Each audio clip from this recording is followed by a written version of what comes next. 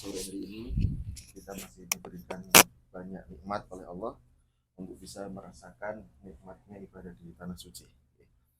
Yang kedua, salawat assalam mari kita haturkan kepada junjungan Nabi besar kita Nabiullah Muhammad Sallallahu Alaihi Wasallam. Mudah-mudahan kita semua berdoa dan salawat assalam itu juga terlimpah kepada keluarganya, kepada para sahabatnya, dan mudah-mudahan sampai kepada kita selaku umatnya. Bapak Ibu saudara bahagia, ini pengen wonten cetakan iki sakjane Pak Brian tuh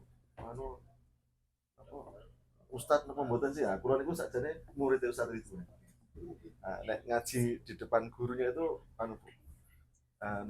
nek wonten sing salah niku dilekke. Niki kelebihannya. Nek mboten wonten sing ngilekke kan nek salah pripun gitu. Nek kalau murid salah niku biasa. Nek guru sing salah niku sing mboten. Alhamdulillah kalau ngaji di depan gurunya itu kalau ada yang salah dilek. Baik Bapak Ibu saudara bahagia, sore ini kita akan membahas terkait dengan wudhu. Bapak Ibu sebelumnya di setiap ibadah itu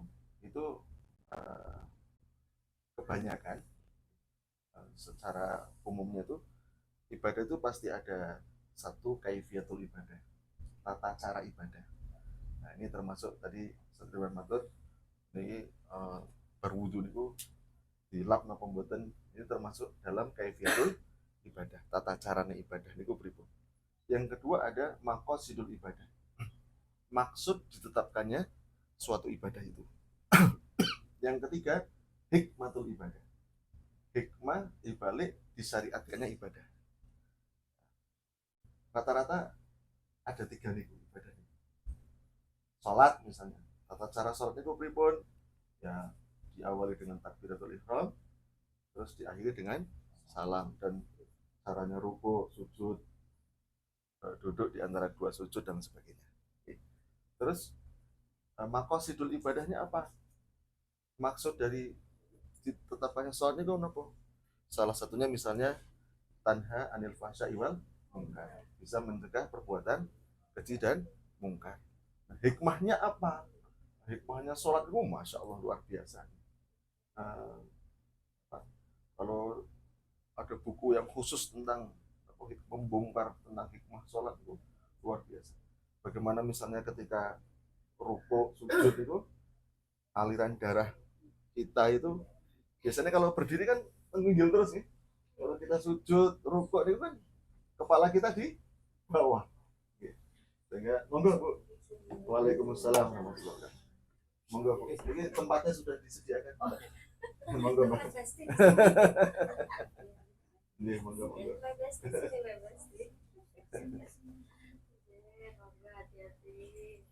Nih. Ya. Ya, saya lanjutkan. Saya kayak sholat rukuk sujud itu darah kita banyak ke otak itu. Makanya tapi kalau Bapak Ibu pusing coba diperbanyak sujud itu. Ya. Kayak orang nyun sewu hamil aja kan ketika sudah umur kehamilan tinggi, kalau apa jenenge jurnalnya suruh ngepel lah, ngapain ngepel, kita sujud udah lebih bagus daripada ngepelan. Begitu juga dengan wudhu. Bapak Ibu nyun sewu, kita akan membahas satu hadis ini tapi hadis ini tidak berbicara tentang kaifiatul ibadah, tidak berbicara tentang bagaimana tata cara wudhu. Tapi Bapak Ibu, hadis ini berbicara tentang maqasidul ibadahnya wudhu. Maksud, salah satu maksud ditetapkannya syariat wudhu niku nopo. Nah kemudian nanti kita comparekan dengan hikmatul ibadah, yang tentunya hikmatul ibadah yang wudhu ini terkait dengan ilmu kedokteran. Baik Bapak Ibu bahagia, satu hadis yang akan kita pelajari. Hadis ini riwayatnya dari Imam An-Nasai.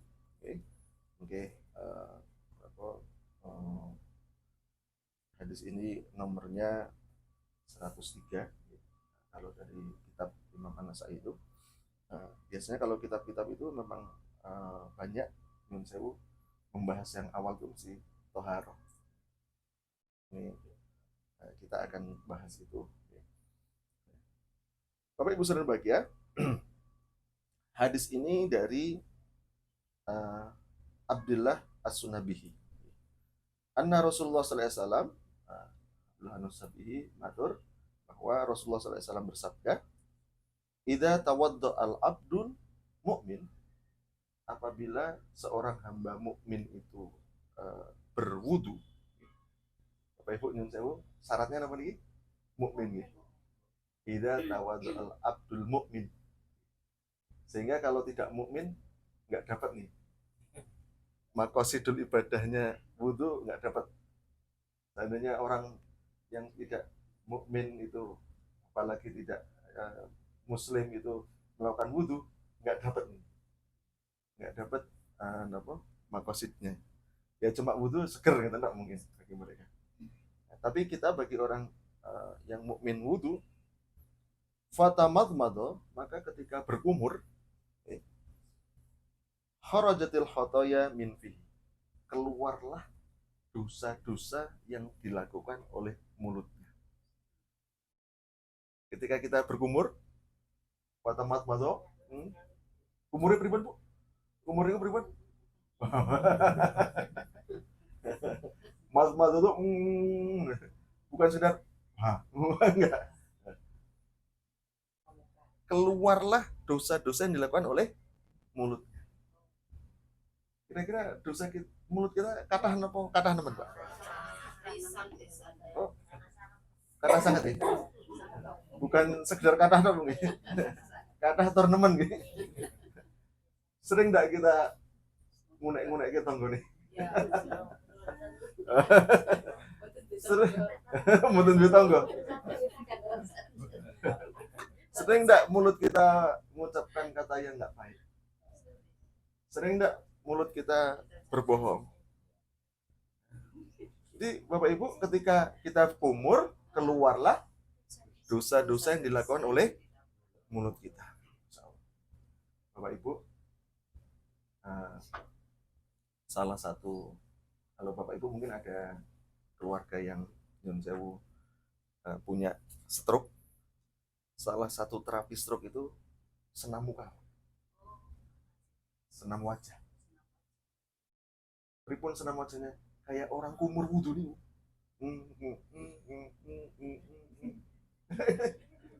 Sehingga nyun sewu ketika kita betul-betul kumurnya sing bener, itu kira-kira pripun?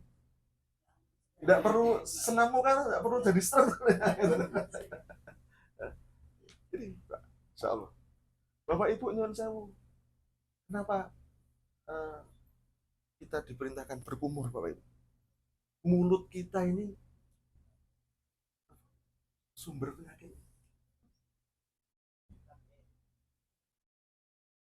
Kemarin ada hasil penelitiannya, ketika pencernaan kita itu sering bermasalah, itu mesti mulutnya bermasalah.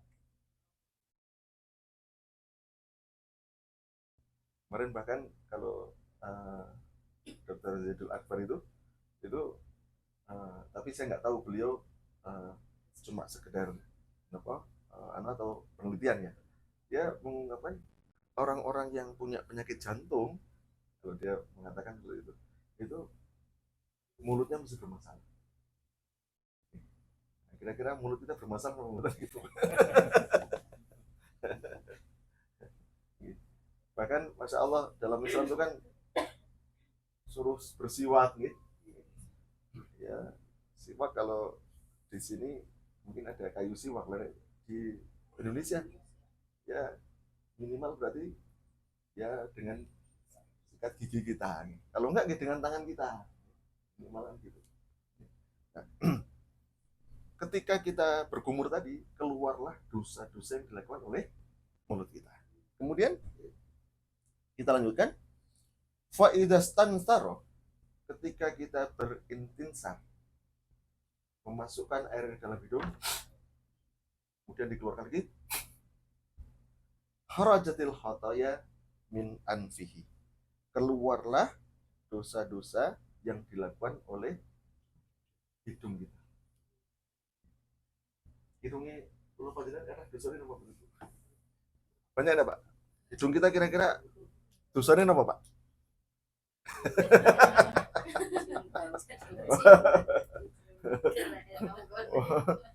Niki wonten tanggane masak gereh nggih. Wah, tanggane gereh enak. Kaya wah, goreng kok orang ngenai begini.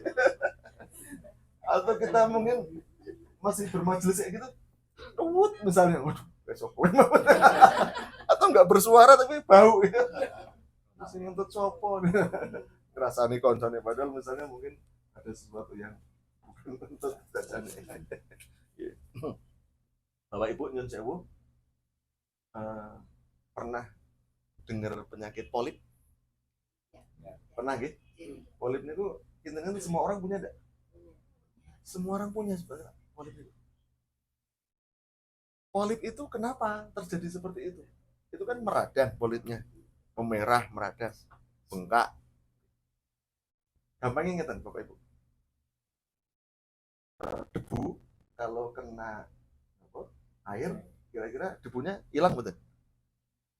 Debu misalnya wonten sepeda motornya kita ya, ada debunya, sentor pakai air, hilang betul? Hilang. Nah, polip itu Bapak Ibu karena apa? Karena ada alergen berupa debu yang nempel di polip itu, di hidung itu.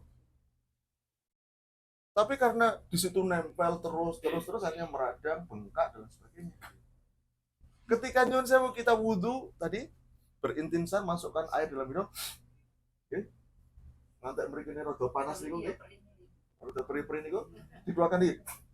Kira-kira debu-debu yang nempel teng jero hilang betul? Hilang. Derek kali air yang kita masukkan tadi. Jadi kalau kita nyun sewu pilek, itu kan prosesnya kan hampir seperti itu Pak Ibu. Mungkin jangan-jangan ketika kita pilek, wudhu kita mboten ngelebok keteng, tapi ngeten-ngeten mungkin ya. Sehingga sing resik mikire tok nggih, mboten tekan jero nggih.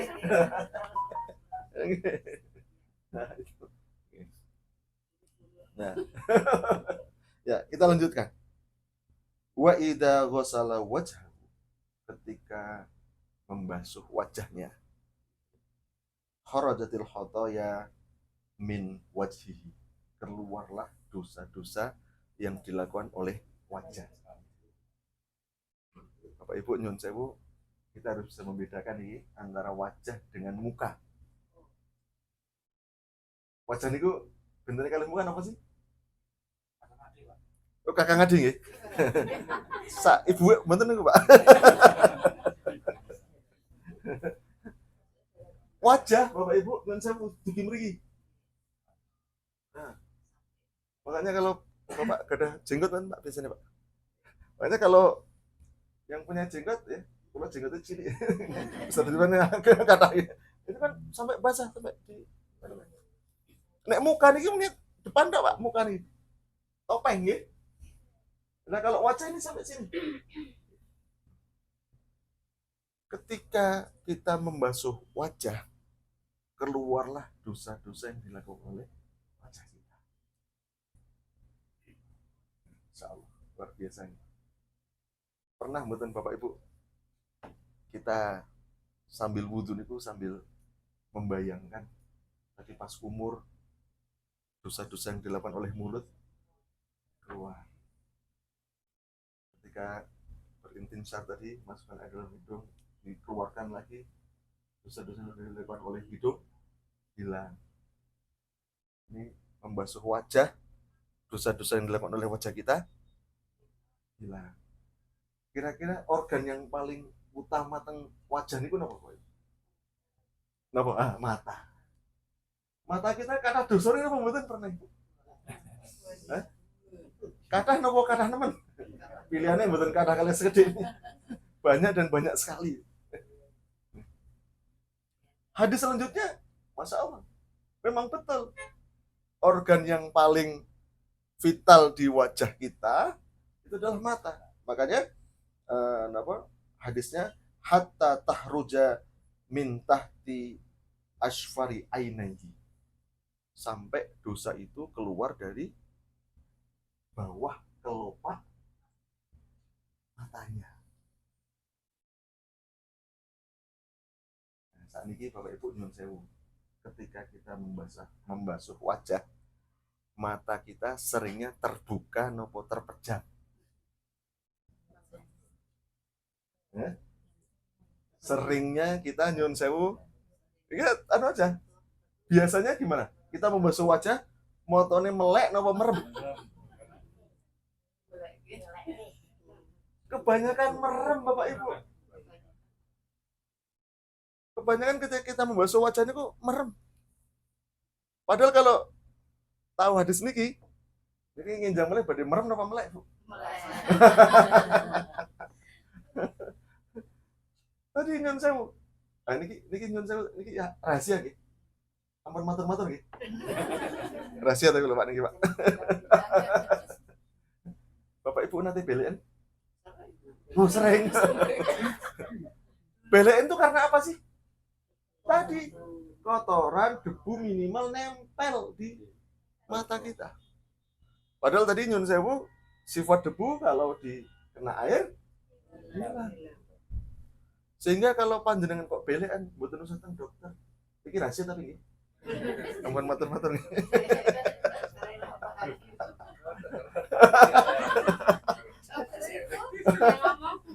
Nah, makanya coba dulu Bu. Jangan-jangan kita kena belean itu karena apa? Selama ini kita wudhunya pas membasuh wajah, motone mboten dibuka. Coba mungkin bar niki wudhu Bu nggih. Niku pas basuh wajah melek tapi. Airnya sampai makin pedes Bu. Teng motone niku pedes. Tapi nanti luar biasa. Tambah celing. Napa meneh nek ningali gambar Soekarno Hatta nih, wah tambah. Oh real temen iki Bu. Masya Allah. Bapak Ibu sering bahagia. Saya sering mencoba lihat anak-anak yang di pondok itu, ketika mereka wudhu itu tak perhatikan. Apa pas basuh wajah itu pripun, rata-rata merem semua. Mungkin kita pun juga gitu mungkin. Nah, coba nanti ketika membasuh wajah, motornya sambil dimulai. Ya. Karena apa tadi? Sing kena air dari basuhan wudhu kita keluar dosa-dosa. Lah nek merem maune sakjane arep metu dosane mboten sida metu, Pak. Padahal mata kita banyak dosanya. Masya Allah. Kita lanjutkan. Fa'idha ghasala yadaihi, ketika membasuh tangannya, kharajatil khotoya min yadaihi, keluarlah dosa-dosa yang dilakukan oleh kedua tangannya. Tangan kita banyak dosanya napa mboten iki? Banyak napa banyak teman? Tangan itu fungsinya untuk apa sih? Untuk genggam apa untuk jewer?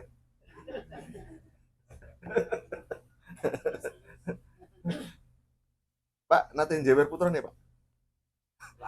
Oh lali. Rien pas anak-anak kecil tuh. Lah fungsinya tangan itu fungsinya nggih genggam, nggih nulis nggih, niki malah nggih jewer. Kira-kira niki dosa mboten iki? Keluar dari fungsinya enggak, Bu? Masya Allah. Ketika kita membasuh tangan, keluarlah dosa-dosa yang dilakukan oleh tangan kita. Bapak Ibu nyun sewu. Tangan ini sumber kuman yang paling kuat. Kalau ingin kelingan nggih, waktu Covid disuruh banyak apa? Cuci tangan. Karena apa? Niki tangan kita nih betul-betul sumber kuman yang paling mudah, paling kuat nih untuk menularkan kuman. Insya Allah. Bapak Ibu, luar biasanya hadis ini. Selanjutannya, hatta tahruja min tahti adfari yadai, sampai dosa itu keluar dari bawah kuku kedua tangannya.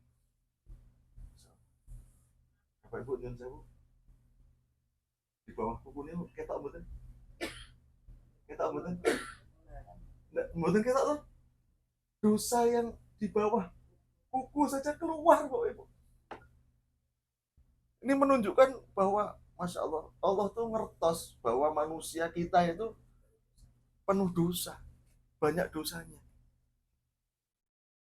Makanya kita wudhu ini, Masya Allah, luar biasa. Organ-organ tubuh yang kena air wudhu, dosanya akan hilang semua. Nah, ini mumpung kelingan ini. Bapak Ibu biasa ngetok kuku betul? Terus kukunya dipripunnya ketokane. Buat teng pundi, Bu? Tolong sampahnya. Nanti mungkin nanti yang jelaskan nanti yang pas nih. Ini harusnya motong kukunya terus dipripun kayak gitu ya.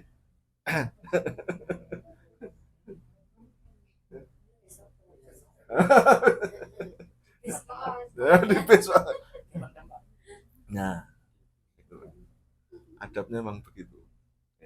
Saya punya teman, Ibu, teman saya itu punya kakaknya itu dulu nyun sewu, dukun santet. Tapi saat ini pun tobat, Pak. Dia mengatakan bahwa paling gampang untuk nyantet orang itu dari anggota tubuh dia yang tadinya jadi anggota tubuh dia, tapi sudah hilang. Kamu dengan rambut, rambut itu sebetulnya juga seperti itu. Tapi sayangnya orang kita potong rambut kita nggak tahu di kemana kan, Pak? Rambut kita nggak tahu di kemana kan. Itu dia bilang gini, saya dulu Dok kalau mau nyantet orang, saya cuma lihat dia potong rambut di mana.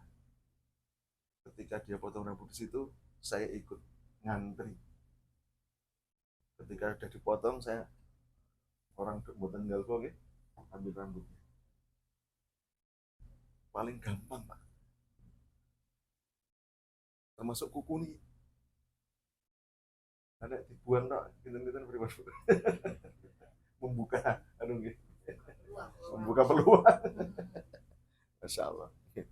Kemudian Bapak Ibu berbahagia, kita lanjutkan. Faida masaha biroksi, ketika mengusap kepalanya, harajatil khotoya min roksi, keluarlah dosa-dosa yang dilakukan oleh kepalanya. Kepala niku pundi sih, Pak? Kepala niku pundi, Pak? Pundi, Bu? Kepala niku? Ndas.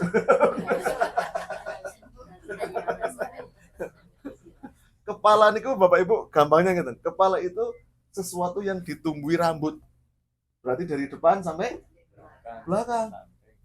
Untuk bapak-bapak niki kepala niku ya dari depan sampai belakang. Kemarin saya pernah menyampaikan materi ini, ternyata wonten jamaah yang gundul memang botak betul kada. Terus saya gimana, Pak? Enggak punya rahasia normalnya lah gitu. Normalnya orang tumbuh rambut itu di mana? Berarti dari depan sampai belakang. Ketika kita mengusap kepala dari depan sampai belakang, keluarlah dosa-dosa yang dilakukan oleh kepala kita. Termasuk penjuru kepala ini wonten apa sih, Pak? Otak napa utek?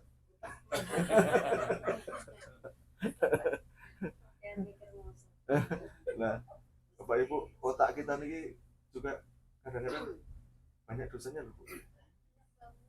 Ketika melihat merespon itu kan yang bekerja kan otak. badhe maksiat napa mboten niku kan ini ada kesempatan. Oh iya. Ini kan otak. Oh, ini ada kesempatan korupsi nih. Duitnya wis ngarep moto nih. Nggak ada yang lihat nih misalnya. Pak Arif ya Pak Arif. Oh, Bu Penny juga.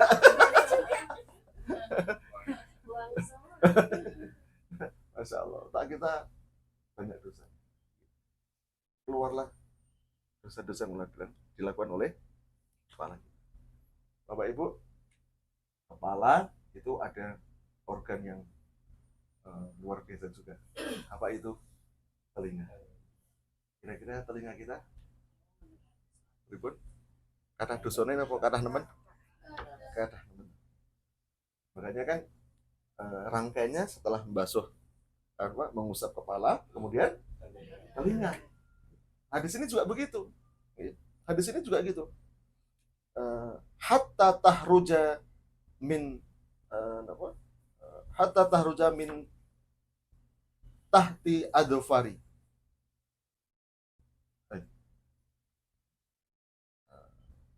Hatta tahruja min udunaihi. Sampai dosa itu keluar dari kedua telinganya. Jadi telinga kita banyak dosanya itu terbasuh semua, Bu. Allah luar biasa nih. Ibu-ibu, dengan saya telinga sering ada sesuatu yang kotoran mungkin. Kotoran yang nampak saja numpuk terus. Nek mboten diresikin numpuk terus. Padahal banyak juga kotoran-kotoran yang tidak nampak. Dosa-dosa itu kan mboten nampak gitu kadang-kadang. Enggak kita sadari kadang-kadang. Sehingga nyon sewu kalau misalnya kata sedikit itu mriki sak kamar kok ada ucapan-ucapan yang enggak baik, nah supaya mboten usah ngrungokne mawon. Supaya medal mawon. Timbang dadi apa nih? Dosane telinga. Kan kadang-kadang ketika kita safar seperti ini kan nampak semua kebiasaan-kebiasaan seseorang itu. Nek sing biasane sering ngomongi wong niku nggih. Ngomongi wong terus, Bu. akan nampak kebiasaan-kebiasaan itu.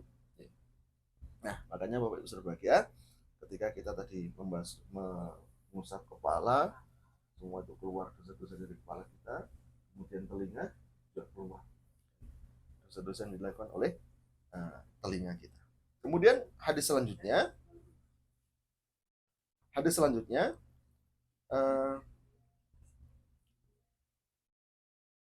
fa'idha ghassala rijlaihi, ketika membasuh kedua kakinya, harajatil khotoya min rijlaihi, keluarlah dosa-dosa yang dilakukan oleh kedua kakinya.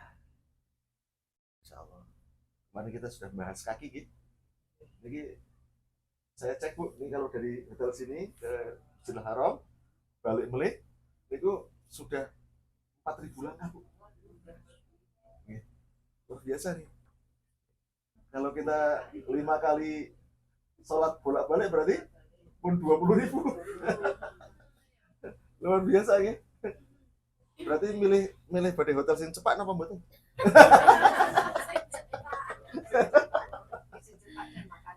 Oh.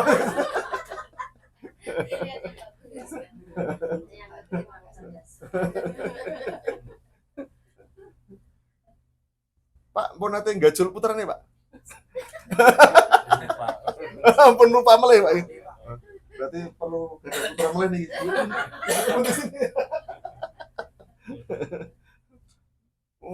Anak saya kok digajul ya, Pak? Oh, anaknya ditendang tuh. Masya Allah. Ketika kita membasuh kaki, keluarlah dosa-dosa yang dilakukan oleh kedua kaki kita. Kaki kita ini, Bapak Ibu, banyak dosa. Orang mau melangkah dosa, melangkah maksiat itu dengan napa wonten tumon badhe nyolong nang kepala kan.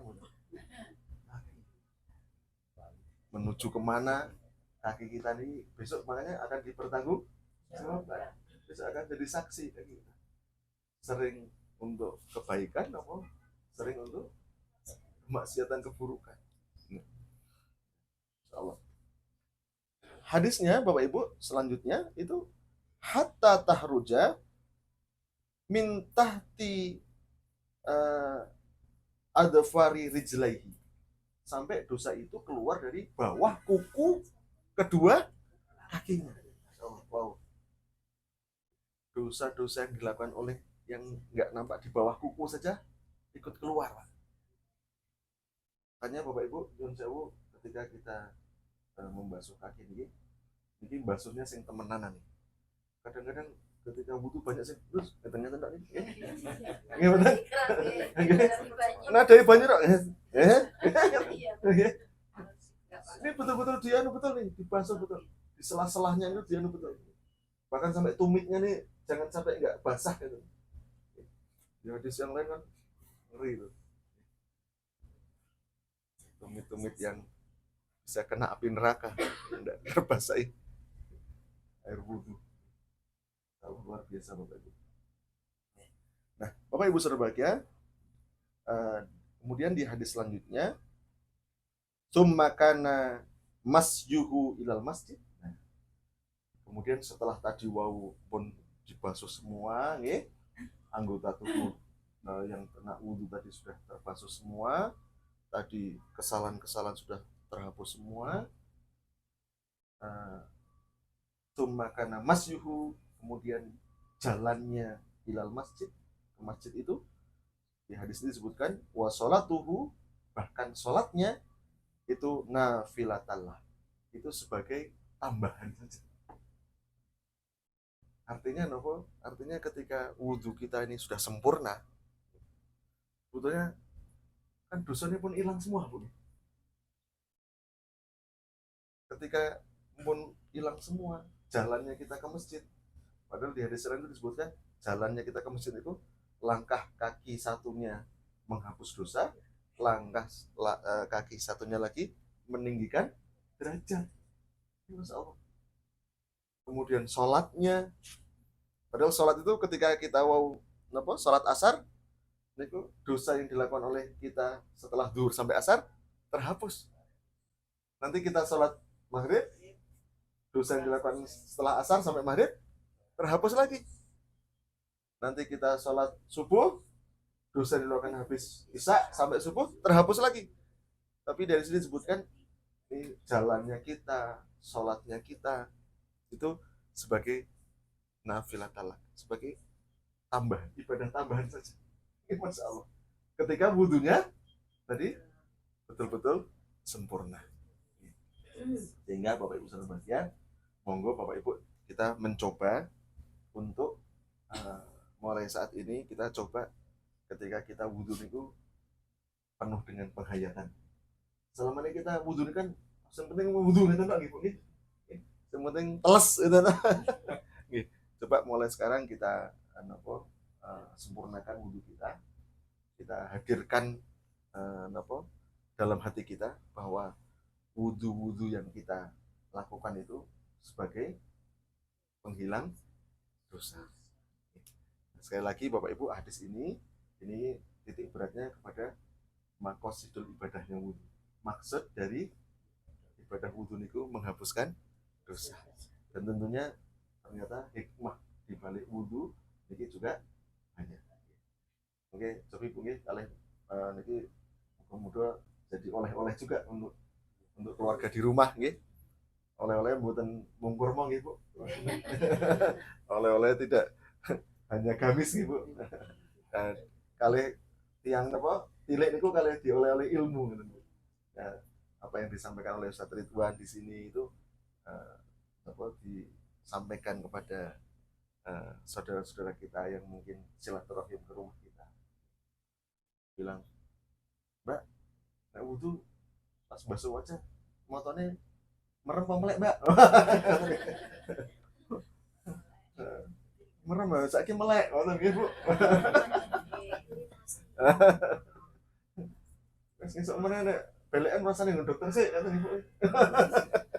Nah, contoh Bapak Ibu nggih. Mudah-mudahan dengan kita sedikit demi sedikit belajar, jadi Allah menurunkan keberkahan kepada kita semua, menurunkan rahmat, dimudahkan segala urusan-urusan kita, dan sehingga kita ketika menghayati ibadah itu kita akan dapat manisnya ibadah.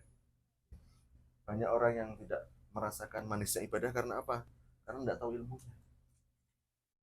Ya ibadah cuma sekedar rutinitas biasa. Terus sholat subuh, bersubuh, duhur, berduhur, asar, berasar, maghrib. Wudhu juga begitu. Yang penting wudhu, Arab sholat ya wudhu kan.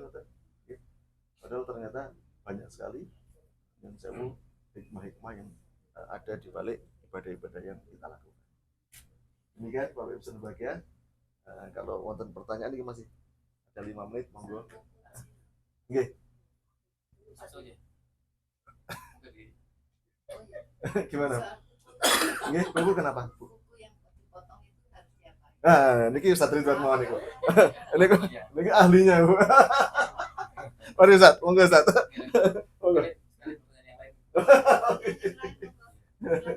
Monggo. Nggih, nggih. Nggih.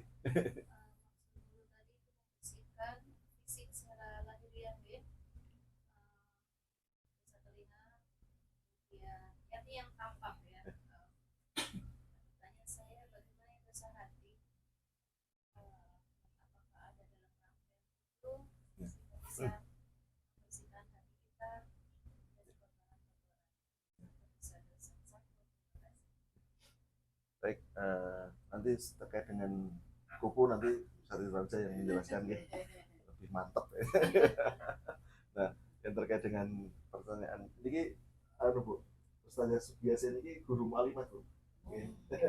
Ini banyak juga yang putranya di mualimat ini Mbak. Dan alumni mualimat ini Bu Sri dulu putranya juga di mualimat, sudah selesai. Nah, kalau menilik hadis tadi ini memang anggota-anggota tubuh yang terkena air wudhu, terbasuh air wudhu. Tapi kalau dosa-dosa hari tadi bisa hapus dengan kaidah umum tadi, kita jalan ke masjid, langkah kaki kanan, langkah kaki menghapuskan dosa, kaki selanjutnya meninggikan derajat. Kita sholat tadi juga menghapuskan dosa. Nah, itu termasuk dosa-dosa yang seperti itu. Nah, demikian Pak Ustaz berbahagia, monggo Ustaz yang terkait dengan yang terkait dengan wudhu itu katanya tidak diandung itu di mana? Nah, oke, nanti mungkin status dulu nih, Bu. Itu terkait dengan fikih nih, Bu. Dan sing jelaskan sing ahlinya kan gue mantap nih. Oh enggak, Ustaz?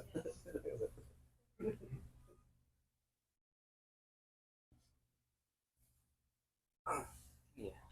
Alhamdulillah kita tadi sudah mendengar penjelasan. Hadisnya tadi saya sudah kirim di grupnya. Jadi tadi saya sambil menyimak buka HP itu bukan saya buka grup WA memang, tapi lihat hadisnya. Dan hadisnya redaksinya alhamdulillah dibaca lengkap dari awal sampai akhir ya. Jadi, tadi saya mau menyelak biar ibu kan buka HP-nya tapi malah mengganggu konsentrasinya nih. Ya, cuma belum ada terjemahnya ya. Tadi terjemahnya ya sudah langsung disampaikan. Jadi bisa disimak kembali hadisnya. Iya, yang pertama terkait dengan organ tubuh ya. Memang kenapa sebaiknya ditanam? Salah satu hikmahnya adalah mengantisipasi kalau ada orang-orang yang mau ya berniat gak baik ya. Baik itu sebabnya karena hasad ya, karena iri atau karena sebab-sebab yang lain, dan memang pengaruhnya luar biasa itu kalau nanti organ seperti itu yang sudah terlepas dari tubuh kita digunakan untuk kepentingan sihir, kemudian diletakkan di sebuah tempat. Nah itu yang proses nyarinya tidak mudah ya. Biasanya dalam proses ruqyah itu kadang-kadang terpaksa kita mendengarkan dialog ya, ketika jinnya berada dalam tubuh orang yang sedang diruqyah, dan kadang menunjukkan dengan bahasa lisan atau dengan isyarat gitu ya. Yang cuma menunjukkan ke tempat tertentu, lalu di situ ternyata buhulnya di situ, ikatannya. Jadi ngikat supaya kemudian sihirnya itu pengaruhnya kuat, dan sangat kuatnya, luar biasa. Ya, sangat kuatnya luar biasa ke dalam apa diri seseorang, dan sihirnya itu mulai dari sakit yang ringan sampai sakit yang berat itu bisa dilakukan. Makanya eh, itu menjadi satu pertimbangan kenapa perlunya kita memperhatikan hal-hal seperti itu.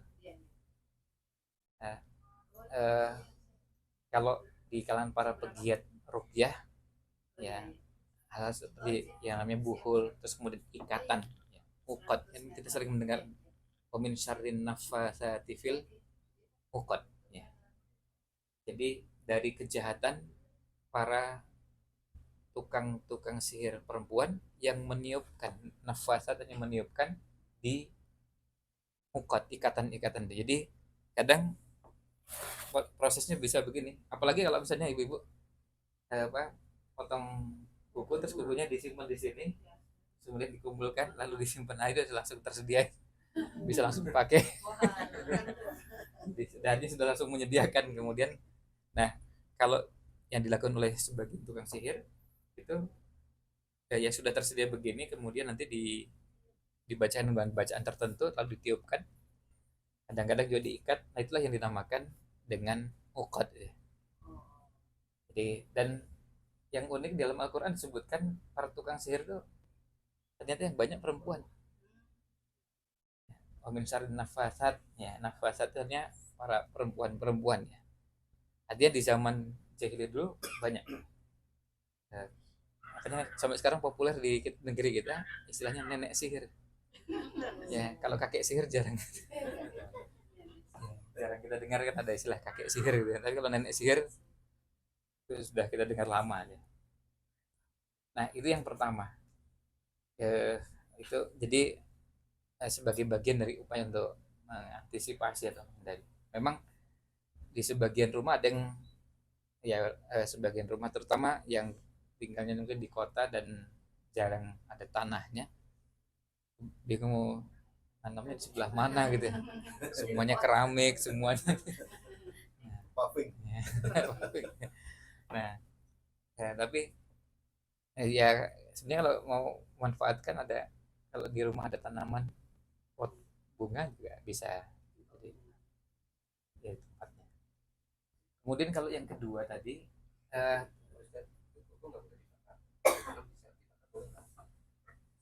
kalau sebenarnya kalau kalau di saya nggak tahu kalau dibakar artinya apa, bisa bisa hilang gitu ya. Ya. Oh ini oh ini Oh ya. Ya. masih ada bekasnya loh, Pak.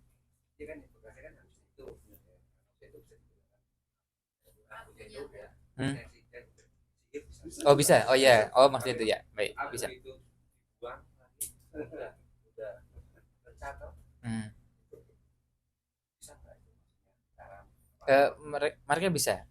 Kalau yang biasanya digunakan oleh tukang sihir itu nggak perlu banyak-banyak. Bahkan seperti tadi kalau rambut itu cukup satu helai bisa.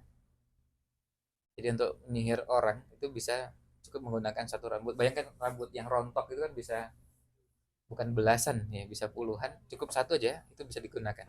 Sama dengan kuku-kuku tadi, nggak perlu artinya kalau yang ini 10 cukup satu aja bisa digunakan untuk sihir. Ya itu bagian dari apa, bentuk antisipasinya. Kemudian yang kedua tadi kalau terkait dengan setelah berwudu, memang ada dua pendapat terkait dengan apakah kita menyeka air bekas wudhu itu dengan handuk dan semacamnya atau tidak. Bagi sebagian ulama yang memilih tidak menyeka, menggunakan hadis bahwa setiap orang berwudhu, hadisnya kan disebutkan korojat khotoya, keluarlah dosa-dosanya. Kalau dalam hadis yang lain disertai dengan redaksi bahwa itu bersama air yang netes. Nah, kalau airnya diseka kan nggak netes itu, kemudian nggak ikut apa dosnya nggak ikut keluar. Nah itu salah satu alasan kenapa mereka memilih itu. Kalau yang memilih bahwa tidak mengapa dan dibolehkan karena pernah Nabi SAW juga disodori kain semacam handuk dan digunakan untuk menyeka bekas wudhunya. Nah, eh, kedua-duanya memilih mana yang mana yang dianggap lebih kuat. Kalau kita memilih yang lebih hati-hati, ya pilihan yang pertama tadi. Apalagi kalau kita di sini, insya Allah nggak lama gitu ya. Kalau kita ya cepet kering gitu. Artinya kalau kita berwudhu terus nggak usah pakai handuk, silakan nanti bisa dicoba dicek gitu, sebentar aja cepet kering. Dan kalaupun agak sedikit basah lalu kita pakai baju, kalau bajunya nggak bau gitu ya. Jadi karena airnya beda dengan kalau kita di tanah air ya. Nah ini kesempatan paling tidak kalau di sini masih bisa mengamalkan dengan pendapat yang pertama tadi. Jadi alternatifnya. Itu yang jadi pilihannya. Oh, mengenai mana yang dianggap lebih kuat, ya masing-masing ada ulama yang memilih pendapat itu. Dan kalau di dalam fikih itu memang sulit kita untuk memastikan bahwa yang benar pendapat pertama bukan yang kedua, karena masing-masing punya argumen. Yang kita biasakan adalah kalau kita belajar fikih kita memilih pendapat yang dianggap lebih kuat, lebih rojih, tapi kita juga menghargai yang berbeda pendapat dengan kita. Ya, saya sebutkan contohnya biar sekaligus jelas. Seperti tadi hari ini ada yang memilih untuk melakukan umroh yang kedua, sementara yang lain memilih untuk tidak memilih pendapat itu. Ya, kita menghargai perbedaan pendapat itu karena memang kalau ditelusuri di kalangan para ulama mazhab ya dua-duanya ada yang memilih untuk tidak mengadakan umroh lagi yang kedua ketiga dalam satu safar satu perjalanan, ada yang memilih untuk membolehkan itu. Nah, kita belajar fikih ini belajar bukan cuma bahasan fikih, kita belajar adab, belajar menghargai perbedaan pendapat. Sebab gini, kadang-kadang ada yang berbeda pendapat tapi suasananya panas gitu. Jadi kayak misalnya orang nanya ya, tanya pertanyaannya sebenarnya sederhana. Tanyanya, "Bapak kalau sholat subuh kunut apa enggak?" Itu kan sebenarnya biasa. Artinya dari dulu hanya bukan hanya di Indonesia. Ini bukan sebelum kemerdekaan. Ya sebelum zamannya Majapahit. Sebelum zaman ya bayangkan tahun 200-an. Kita sekarang hidup di tahun 1445. Di tahun 200-an itu sudah ada perbedaan pendapat itu. Artinya sudah lebih dari 1200 tahun perbedaan pendapat itu ada. Dan dulu para ulama saling menghargai. Nah, yang kadang-kadang hilang di kita sekarang adalah berbeda pendapat tapi suasananya kayak ngajak gelut. Ya. Artinya kalau yang kunut ya silahkan, yang nggak kunut juga silahkan. Dan dua pendapat itu dikenal di kalangan para ulama sejak dulu. Jadi bukan baru, ya apalagi kalau baru sejak zaman kemerdekaan. Bahkan eh, tidak boleh juga membahas fikih itu lalu dikaitkan dengan ormas. Itu nggak boleh. Karena masalah ini sebelum ada ormas sudah ada. Sebelum zaman Sriwijaya juga belum sudah ada. Ini sebelum zamannya kerajaan-kerajaan di tanah air itu sudah ada. Nah itu terkait dengan perbedaan pendapatnya. Jadi kalau ingin memilih yang lebih hati-hati itu yang terbaik. Tapi kita juga belajar menghargai yang berbeda. Begitu ya. Oh iya Pak. Ini terkait dengan tadi itu yang tadi apa tadi saya ingat waktu saya masih SMA sudah ada pelajaran agama Islam. Misalnya kalau kita butuh dan masih ada tetesan air yang masih ada, kita menjalani sholat dan tetesan air itu jatuh akan menjadi malaikat yang akan bersaksi bahwa kita melakukan hal-hal yang betul apa enggak. Iya. Kalau tambahan itu eh, saya belum pernah dapatkan redaksi yang dengan hadis yang sahih. Dan maaf kalau dengan redaksi yang malah hadisnya eh, sampai lebih dekat kepada hadis yang tidak sahih atau palsu bahkan palsu itu ada. Jadi eh, redaksinya macam-macam. ada yang menyebutkan bahwa nanti akan lahir malaikat, ataupun dari yang lahirnya sekian ribu malaikat. Nah, tentu ini tidak benar, bahkan sebagian ulama sampai menegaskan itu sudah pasti kelirunya, karena malaikat nggak lahir dari air wudhu itu. Ya, ya. Malaikat diciptakan dari cahaya, dan kalau malaikat menjadi saksi bisa. Tapi kalau dari tetesan air wudhunya lalu Allah tumbuhkan malaikat, ini orang bertanya-tanya, ini malaikat itu sebenarnya dari air apa dari dan lebih parahnya lagi air. saksi bahwa kita sholat. Ya, kalau menjadi saksi betul, ya. Jadi saksi bahwa kita kenapa? Menjadi saksi bahwa kita telah berwudu, kemudian kita telah sholat, itu betul kali ya. Sama persis dengan semua yang kita kerjakan, kan sebenarnya jadi saksi untuk semua yang kita kerjakan ya. Sholat yang kita kerjakan, termasuk pengajian kita ini semuanya apa? Iya. Air minum Oh, yang botol.